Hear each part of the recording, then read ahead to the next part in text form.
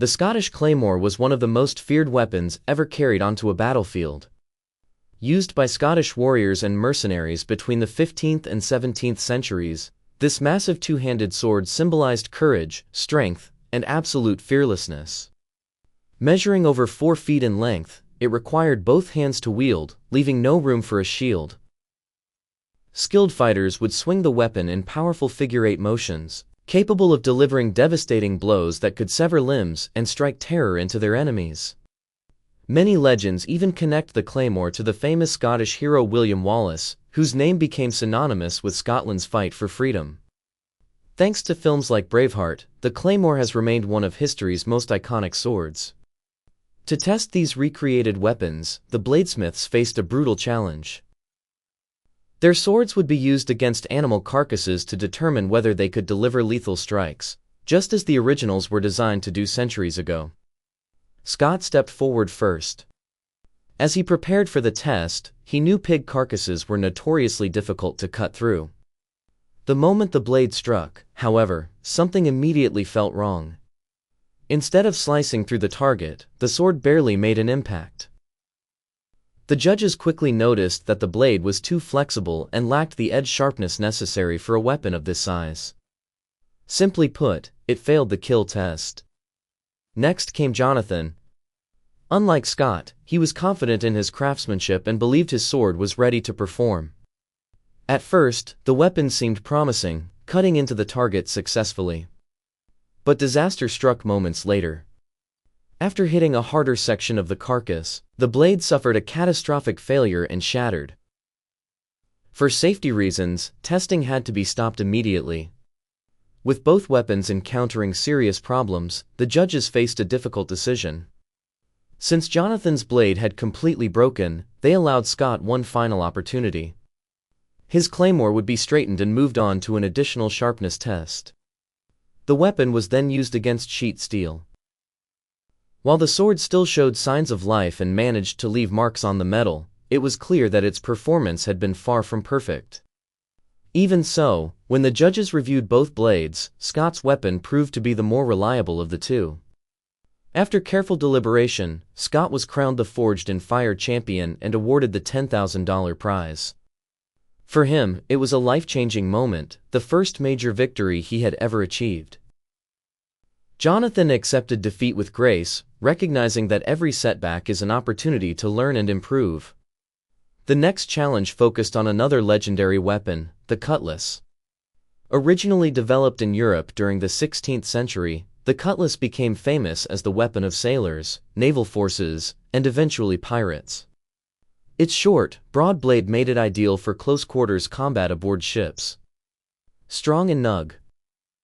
Using ballistic dummies, the judges evaluated how much damage each weapon could inflict in a real combat situation. Tobin's cutlass delivered devastating wounds. The blade cut deeply through the target, creating injuries that would have been unquestionably fatal. Rowan's weapon, however, failed to leave meaningful damage. Despite performing reasonably well in earlier rounds, it simply lacked the effectiveness required for a true combat blade.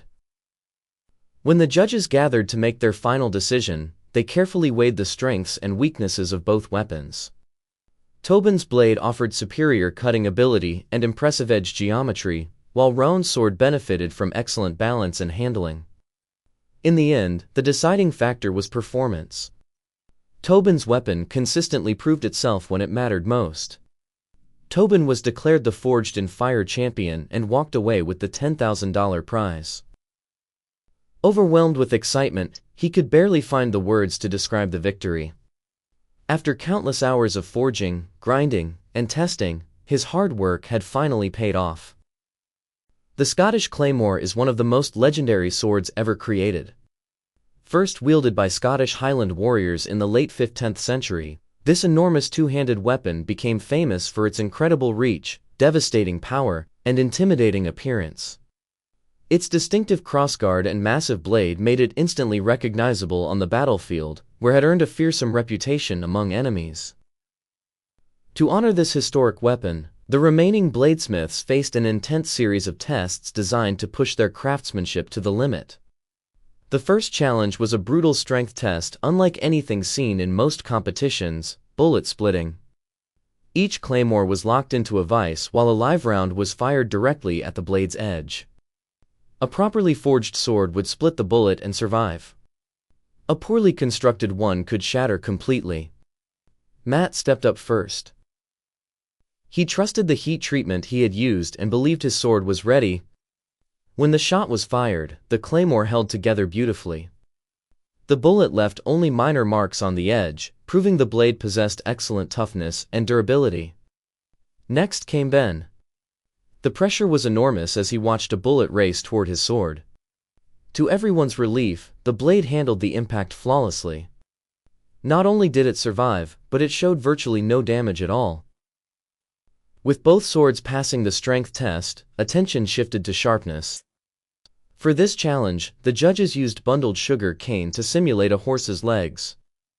A single strike would reveal whether the claymore possessed the cutting power expected from a battlefield weapon. Matt's sword delivered a spectacular performance. The blade sliced through the target with almost no resistance, gliding effortlessly through the cane. The judges praised its lightweight, flexibility, and incredible cutting ability. Ben followed with his own attempt. His sword also cut successfully, though the heavier blade encountered slightly more resistance.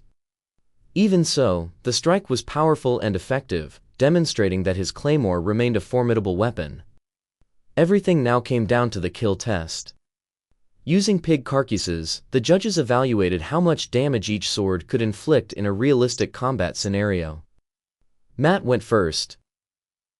His claymore felt comfortable and maneuverable, and it cut into the target successfully. However, the blade's extreme flexibility worked against it. Instead of transferring maximum force into the target, much of the energy was absorbed by the sword itself.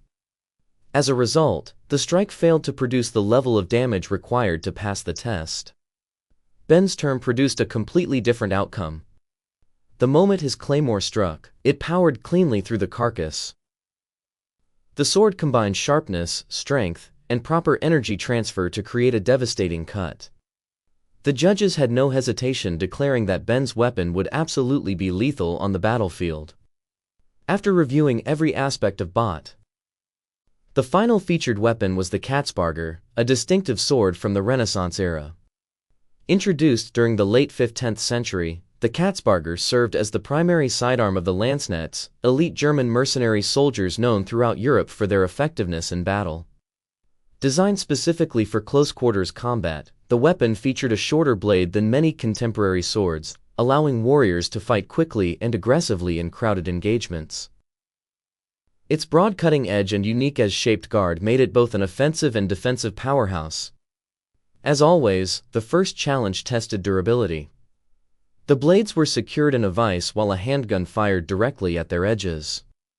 Surviving a bullet strike required near-perfect heat treatment and exceptional craftsmanship. James stepped up first. The tension was obvious as everyone waited for the shot. When the bullet struck, the sword remained intact. Apart from a tiny deformation and some bullet residue, the blade showed almost no damage. Paul followed with his own weapon. His sword performed nearly identically, surviving the impact and splitting the bullet while sustaining only minimal cosmetic damage. Both competitors had proven their swords were incredibly strong. Next came the sharpness test. The judges evaluated each weapon's ability to slash and thrust effectively, simulating the combat situations these swords were originally designed for. James delivered an impressive performance. His edge sliced deeply into the target, while the geometry of the blade allowed it to thrust effectively despite not having an extremely pointed tip. Overall, the sword demonstrated excellent cutting ability. Paul's weapon told a different story. While it managed to leave marks on the target, the cuts lacked depth and penetration. The thrusting performance also fell short of expectations. The blade could still cut, but it simply wasn't as effective as James' sword. The final and most important challenge was the kill test. Using a pig carcass, the judges assessed how much real damage each sword could deliver. James struck first. His Katzbarger sliced deeply into the target, cutting through flesh and even reaching bone. The damage was devastating, and the judges immediately confirmed that the weapon would be lethal in combat. Paul entered the test knowing everything was on the line. Unfortunately, his blade failed to generate meaningful damage. The edge rolled in several places, and while the sword made contact with the target, it lacked the cutting power necessary to inflict serious wounds. With the testing complete, the judges returned to the forge for their final decision. After reviewing both weapons, the outcome became clear. James' sword consistently excelled in strength, sharpness, and lethality. It performed exactly as a historical catsbauger was meant to perform. Paul's blade showed moments of promise, particularly during the bullet test, but ultimately could